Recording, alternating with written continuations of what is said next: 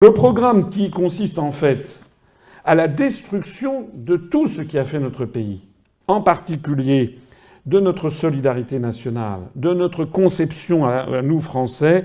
Vous savez, comme le dit mon ami Emmanuel Todd, les Français sont un peuple anthropologiquement égalitariste. Tout à l'heure, c'était dit et fort bien dit avant que je n'entre dans cette salle. Les Français, qu'ils soient de droite, du centre ou de gauche, moi je parcours la France depuis 12 ans, je n'ai jamais vu un seul Français venir me voir en me disant « Moi, monsieur, ce que je voudrais avant tout, c'est la privatisation de la Poste ». Ça n'existe pas. Les Français ont besoin de forts services publics, ont besoin d'un État qui assure la justice sociale entre les Français. Les Français ont un des plus beaux pays du monde, vous le savez, peut-être le plus beau, un pays très diversifié, avec des fortes identités régionales, qu'il faut bien sûr respecter, et qui font le charme de notre pays. Mais imaginez que la France, en tant qu'État centralisé, n'existe plus, eh bien à ce moment-là, je peux vous dire que la sécurité sociale, ça sera bientôt terminé. Que nous verrons arriver très rapidement, ce qui déjà est en train d'arriver en ce moment, parce que les Français dorment. Mais nous verrons arriver les mutuelles privées. Nous verrons arriver la dégradation de la santé publique comme on a vu arriver la dégradation de l'enseignement public.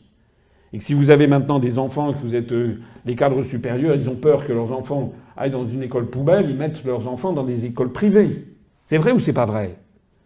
C'est vrai. Et bien la même chose se produira comme aux États-Unis, avec des retraites par capitalisation et non plus par répartition. Ça veut dire que progressivement, de plus en plus de retraités vivront dans la misère, pendant que d'autres vivront dans un luxe insolent, comme aux États-Unis.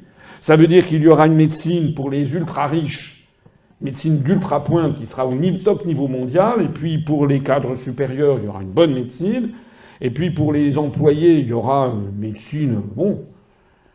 Et puis pour les plus modestes, et pour les étudiants, pour les chômeurs, etc., il n'y aura pas de médecine du tout. Comme aux États-Unis. Moi, je veux changer l'Europe. Changer cette Europe. Changer cette Europe. Changer cette Europe-là. Faut qu'on change l'Europe. Excusez-moi, elle est toute mouillée, il faut que je la change. Non mais il faut la changer. Changer l'Europe pour qu'elle soit meilleure. Voter socialiste, c'est changer l'Europe maintenant. Ça fait des décennies qu'on nous dit qu'il faut changer l'Europe, mais on n'y arrive pas. Mais parce que pour l'instant, il y a plus de courage. On n'y arrive pas. Mais ne croyez pas qu'on va changer les institutions européennes. Là, leur plan, ça fait 50 ans qu'ils le mènent. Ça y est, ils ont réussi. Ils changeront plus rien. Donc le seul truc, la seule possibilité, c'est de se barrer de ce piège à rats. Tous les partis politiques proposent de changer l'Europe.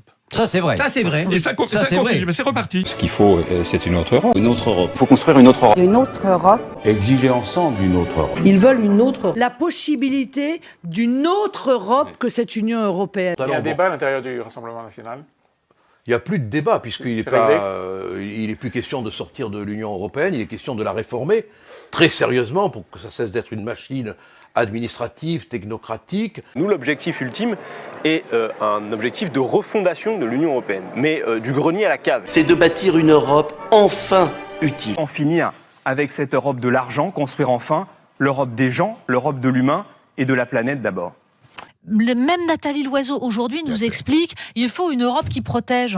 Mais laquelle? Ça fait 30 ans qu'ils nous la promettent, l'Europe qui protège. Alors je le dis ici, l'Europe doit être repensée, l'Europe doit être refondée. Nous devons refonder notre Europe. Refonder cette Europe. La refondation, effectivement, est nécessaire. Pour une autre Europe radicalement différente. Qu'est-ce qu'on fait? On sort de l'Europe ou alors on change l'Europe?